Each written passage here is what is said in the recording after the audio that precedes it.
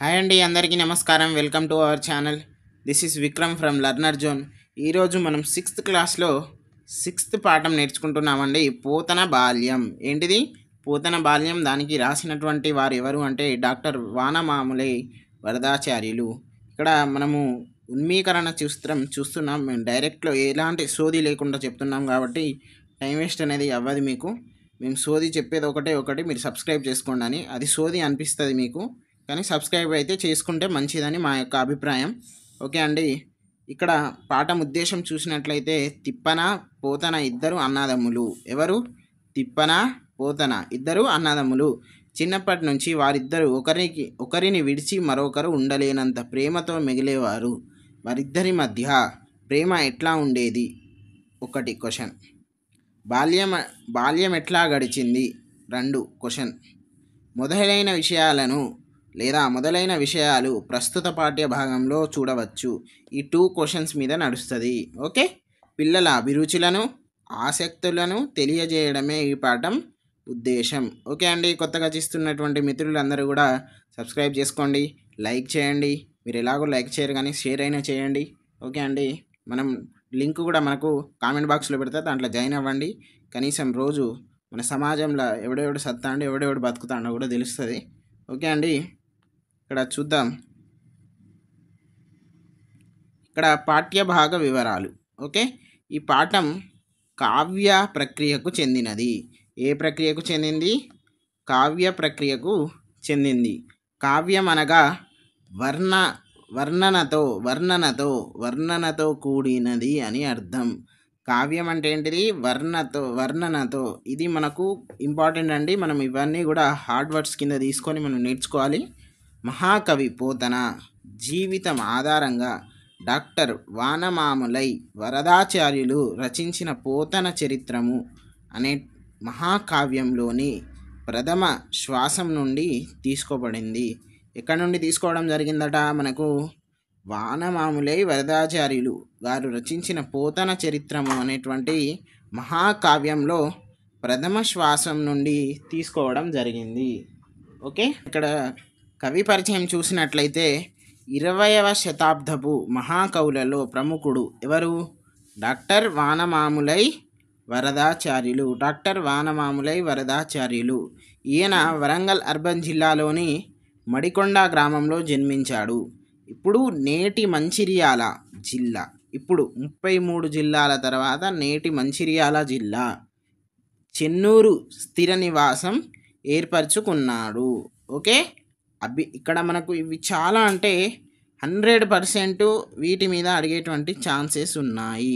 100% వీటి మీద అడిగేటువంటి ఛాన్సెస్ ఉన్నాయి. దాంట్లో ఏవేవి ఇంపార్టెంటో చెప్తాను, వినండి మంచిగా. ఓకే అండి. ఇక్కడ చూసినట్లయితే మనకు అభినవ పోతన, అభినవ కాళిదాస, మధుర కవి, కవి చక్రవర్తి మొదలైన బిరుదులు పొందిన ఈయన సంస్కృతం, తెలుగు భాషల్లో చక్కని పాండిత్యం కలవాడు. పోతన చరిత్రము మణిమాల, ఇక్కడ చూడండి, సూక్తి వైజయంతి, జయధ్వజం, వ్యాసవాణి, కూలిపోయే కొమ్మ, రైతు బిడ్డ. ఈ రైతు బిడ్డ అనేది మనకు టెట్లో అడిగినటువంటి ప్రీవియస్ బిట్ అండి. ఓకే. మనకి ఇక్కడ అభినవ పోతన అని ఎవరికి అంటారంటే వరదాచార్యులు అని మీరు గుర్తుపెట్టుకోండి. వానమాములై వరదాచార్యులు. ఓకే. ఇక్కడ ఇంపార్టెంట్, మళ్ళీ చదువుతున్నాను, బిరుదులు అనేటువంటివి ఇంపార్టెంట్. అభినవ పోతన, అభినవ కాళిదాసు, మధుర కవి, కవి చక్రవర్తి. 4 ఉన్నాయి. ఓకే. తర్వాత ఈయన దేంట్లో? సంస్కృతంలో, తెలుగు భాషలలో, అంటే ఇవి 2. ఓకే. నెక్స్ట్ పోతన చరిత్రము అంటే ఇప్పుడు మనం చదివేటువంటి పాఠం మణిమాల, సూక్తి వైజయంతి. ఓకే.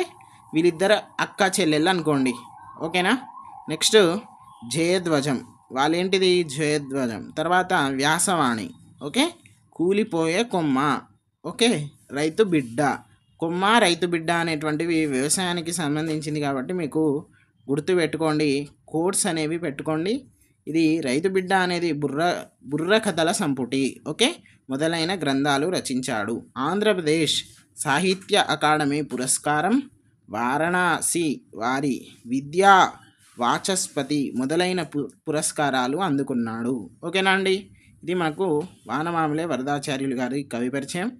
నెక్స్ట్ ప్రవేశిక చూసినట్లయితే మనకు అన్నాదమ్ములు కలిసిమెలిసి ఉంటే రామలక్ష్మణులతోటి పోలుస్తారు. ఓకే, మనకు అన్నాదమ్ములు కలిసిమెలిసి ఉంటే ఎవరితోటి పోలుస్తారు? రామలక్ష్మణులతోటి పోలుస్తారు. ఇక్కడ తిప్పన పోతనలకు కూడా రామలక్ష్మణులు అనేవాళ్ళు. ఓకే, వీళ్ళల్లో పోతనకు వీళ్ళల్లో పోతనకు ఆటలంటే చాలా ఇష్టం. పోతన బాల్యం పాఠంలో ఆటలంటే ఎవరికి ఇష్టం అంటే ఏంటిది? మనకు తిప్పన పోతన అని 2 క్వశ్చన్స్ ఇస్తాడు వాడు. ఓకే, ఎవరికి ఇష్టం? పోతనకి ఇష్టం. ఓకే, నెక్స్ట్ బాల్యంలో ఆ అన్నాదమ్ములిద్దరిని రామలక్ష్మణులని ఎందుకనే వాళ్ళు? పోతన ఏ ఆటలు ఆడేవాళ్ళో అతన్ని చూసేవాళ్ళు ఏమనుకునేవాళ్ళో వానమాములై వరదాచార్యులు రాసిన ఈ పద్యాలను చదివి తెలుసుకోండి. అల్టిమేట్లీ ఏంటిదండి? నెంబర్ 1 క్వశ్చన్, వాళ్ళిద్దరిని రామలక్ష్మణుడు అని ఎందుకు అంటారు? ఓకే, నెంబర్ 2 క్వశ్చన్, పోతనకు ఆటలంటే ఎందుకు ఇష్టం? ఓకే, నెంబర్ 3 ఏంటిది? వాళ్ళ ఇద్దరిని చూసి ఊరు వాళ్ళు ఏమనుకునే వాళ్ళు, అందరూ ఎంత మురిసిపోయేవాళ్ళు, ఎంత మెచ్చుకునే వాళ్ళు అనేదే ఇక్కడ లెసన్ అండి. ఇదంతా కూడా మీరే చదువుకోవాలి. ఓకే, ఇది మనకు ఇంపార్టెంట్ పాయింట్స్. ఇక్కడ మనకు చూడండి, ఇక్కడ మనం స్పిరిచువాలిటీ చూస్తున్నాం. నెక్స్ట్ చూసినట్లయితే మనం ఓన్లీ ఇంపార్టెంట్ పాయింట్సే నేర్చుకుంటాం. ఇవన్నీ కూడా తాత్పర్యాలు. ఓకే అండి, నెక్స్ట్ ఇక్కడ వచ్చేసినట్లయితే మనకు పోతన బాల్యం ఏ ప్రక్రియకు చెందింది? కావ్య ప్రక్రియకు చెందింది. తర్వాత రాసింది ఎవరు? డాక్టర్ వానమాములై వరదాచార్యులు. ఓకే, వానమాములై వరదాచార్యులు ఏం రాశారు? పోతన చరిత్రము నుండి ఏంటిది తీసుకోవడం జరిగింది. ఇక్కడ కావ్యం అనగా ఏంటిది? వర్ణంతో కూడినది. ఓకే, ఇక్కడ మనకు రిపీటెడ్ చేస్తున్న పోతన చరిత్రము, మణిమాల, సూక్తి వైజయంతి, జయధ్వజం, వ్యాసవాణి, కూలిపోయే కొమ్మ, రైతు బిడ్డ, బుర్ర కథల సంపుటి. అంటే ఏంటిది? ఇవి 2 ఒకటే అండి. ఇవన్నీ కూడా అతని రచనలు. బిరుదులు ఏంటిది? అభినవ పోతన. ఓకే, అభినవ కాళిదాసు. ఇవన్నీ కూడా బిరుదులు. నెక్స్ట్ అన్నదమ్ములు ఇద్దరు ఎవరు? తిప్పన పోతన. ఓకే, మనం అర్థాలు చూసుకున్నట్లయితే అర్థాలు చూద్దాం. సోదర భావం అంటే ఏంటిది? మనకు ఇక్కడ సేమ్ అదే సోదర భావం అంటే ఏంటిది? బ్రదర్హుడ్ అని అంటాం కదండి, మనము అలా ఉండాలి. ఓకే, నెక్స్ట్ ఇక్కడ పుస్తకం అంటే ఏంటిది? పొత్తం. ఓకే, నెక్స్ట్ అదిపుడు అంటే ఏంటిది? మేటి, అంటే క్లెవర్ అని అర్థం. ఇక్కడ క్లియర్గా మెన్షన్ అయి ఉంది. నెక్స్ట్ ఇక్కడ ఇది ప్రీవియస్ బిట్ అండి, టెట్. ఓకేనా? సోదరుడు అంటే ఏంటిది? అనుజుడు. ఓకే, అనుజన్ముడు.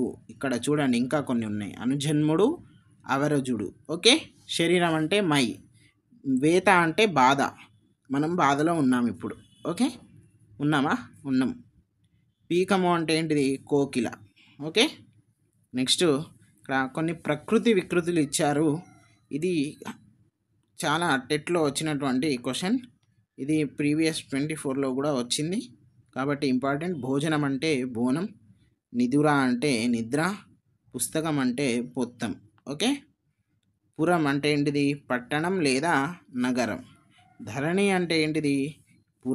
పుడమి లేదా అవని. ఇది కూడా భూమి మీద కంపల్సరిగా టెట్లో ఒకటి క్వశ్చన్ వస్తుంది, ఎవరికో మాత్రం. ఓకే, నెక్స్ట్ కోతి అంటే ఏంటిది? వానరం, కపి. ఇది 25 టెట్లో ఉంది అండి. ఓకే, నెక్స్ట్ దేవాలయం అంటే ఏంటిది? గోపురం, కోవెల, గుడి. మనం కోవెల కడతాం కదా కొందరికి, కానీ అవి కూలగొట్టుకొని వెళ్ళిపోతారు వాళ్ళు, దాన్ని ఎవడేం చేయలేడు. ఓకే, నెక్స్ట్ ఇక్కడ నామవాచకానికి లేదా సర్వనామానికి ఉన్న గుణాన్ని తెలిపేదాన్నే విశేషం. అంటే గుణాన్ని తెలిపేదాన్ని మనం విశేషణం అంటాం, అంటే అడ్జెక్టివ్. Okay, adjective. నెక్స్ట్ ఇక్కడ నామవాచకానికి బదులుగా వాడేది సర్వనామం. ఇది నౌన్. నామవాచకం అంటే నౌన్, ఇది ప్రనౌన్. ఓకేనా అండి? నెక్స్ట్ పనిని తెలిపేది ఏంటిది? క్రియ అంటే ఏంటిది? వర్బ్. లింగ వచన విభక్తులు లేనివి ఏంటివి? అవ్యయాలు. నేను అన్నా కదండి, హెల్పింగ్ వర్బ్స్లో కూడా మనం అనొచ్చు.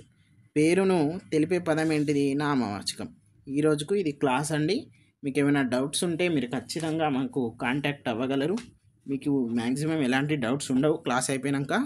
అందరికీ ఒక విన్నపం ఏంటిదంటే సబ్స్క్రైబ్ చేసుకోండి, అలాగే లైక్ చేయండి, అలాగే షేర్ చేయండి. మన ఫ్రెండ్స్ అందరికి కూడా పంపించండి. అరే నాన్న చదువుకోరా, లెర్నర్ జోన్లో ఫ్రీ ఆన్లైన్ క్లాసెస్ ఉన్నాయని కొంచెం మోటివేట్ చేయండి. ఎప్పుడు స్వార్థపూరితంగా ఉండకండి.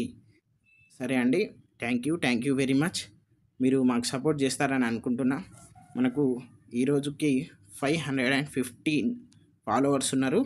మీరే సబ్స్క్రైబర్స్, మీరే దేవుళ్ళు, అన్నీ మీరే ఎత్తెత్తారు, మీరే పడగొడతారు. కాబట్టి కొంచెం సపోర్ట్ చేయండి. ఓకే అండి.